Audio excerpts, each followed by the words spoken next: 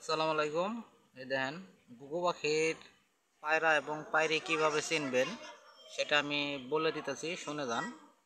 তো পায়রা হলো আপনার দেখবেন একই বাসায় যে দুটা বাচ্চা থাকবো, ওই বাচ্চা দুটার মধ্যে যেটা দেখবেন যে সাইজ একটু বড়, হাত পা মোটা এবং মাথা বড়, ঠোঁট মোটা, দেখবেন যে ওইটাই পায়রা হবে নিশ্চিত।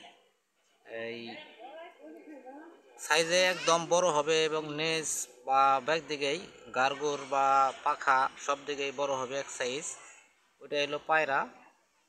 এই ঘুঘু পাখির পায়রা চেনার সহজ পদ্ধতি, এই দেন পায়রা এবং পায়রি, এই যে সামনেরটা পায়রি আর ওই সাইডেরটা কিন্তু পায়রা দেখা যাইতেছে, ওই যে ওটা পায়রা আর এই যেটা পায়রি দেখেন।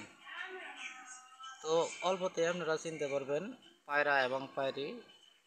ঘুঘু পাখির এই দেখেন 15 দিন হয়ে গেছে এই বাচ্চাগুলো আনা হয়েছে, এটা তিলা ঘুঘু।